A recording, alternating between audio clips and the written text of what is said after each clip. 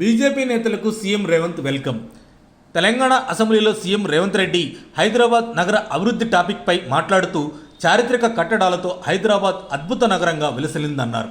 హైదరాబాద్ను రాబోయే 100 ఏళ్ల అభివృద్ధిని దృష్టిలో పెట్టుకుని హైడ్రాను ఏర్పాటు చేస్తున్నామని పేర్కొన్నారు. అయితే గతంలో భిన్నాభిప్రాయాలు ఉన్నప్పటికీ చంద్రబాబు, వైఎస్ రాజశేఖర రెడ్డి హైదరాబాద్ అభివృద్ధికి ఎంతో కృషి చేశారని అసెంబ్లీలో సీఎం రేవంత్ రెడ్డి తెలిపారు. హైదరాబాద్లో చెరువులు ఆక్రమణకు గురయ్యాయని, అందుకే ఈ ఆక్రమణలను నియంత్రించే బాధ్యత హైడ్రా తీసుకుంటుంది. గతంలో గంటకు 2 సెంటీమీటర్ల వర్షం పడడాన్ని దృష్టిలో పెట్టుకుని హైదరాబాద్లో డ్రైనేజీ వ్యవస్థ రూపొందించారు. అయితే వాతావరణ మార్పులతో కుంభవృష్టి వరదలు వస్తున్నాయి. హైదరాబాద్లో వర్షాల సమయంలోనూ సమస్యల శాశ్వత పరిష్కారానికి హైడ్రాను ఏర్పాటు చేస్తున్నాం. గతంలోనే హైదరాబాద్ సిటీకి కాంగ్రెస్ ప్రభుత్వం 1965లో మంజిరా జలాలు, 1982 సింగూరు జలాలు, 2004లో కృష్ణా ఫేజ్ 1, అదేవిధంగా 2008 కృష్ణా ఫేజ్ 2 ద్వారా తాగునీరు అందించింది. కృష్ణా ఫేజ్ 3 90% పనులు 2014లో కాంగ్రెస్ పూర్తి చేసింది. కానీ 2015లో తామే తెచ్చినట్లు బీఆర్ఎస్ నేతలు ప్రచారం చేసుకుంటున్నారు. గతంలో కాంగ్రెస్ ప్రభుత్వాలు చేసిన అభివృద్ధిని తామే చేసినట్లు ప్రచారం చేసుకుంటున్నారని, డబ్బా కొడుతున్నారని సీఎం రేవంత్ మండిపడ్డారు.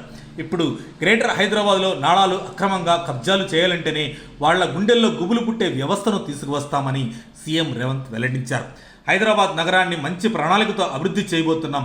ఎక్కువ వర్షం పడినప్పుడు రోడ్లపై నీళ్లు నిలవకుండా డిజైన్ చేయాలని అధికారులకు సూచించాం.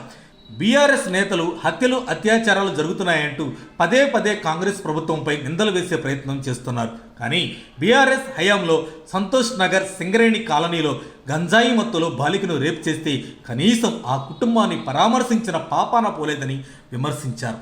లండన్ ఐ లాంటి టవర్ను మిరాలం చెరువులో నిర్మిస్తామని రేవంత్ అన్నారు. అయితే హైదరాబాద్ నగర అభివృద్ధికి అందరి సలహాలు తీసుకోవాలని భావిస్తున్నాం. బీజేపీ ఎమ్మెల్యేలు మాతో కలిసి రండి. రాష్ట్రానికి కేంద్రం నుంచి రావాల్సిన అనుమతులు, నిధులను ఉమ్మడిగా అడిగి తెచ్చుకుందాం. తెలంగాణను, హైదరాబాద్ నగరాన్ని కలిసి అభివృద్ధి చేసుకుందాం.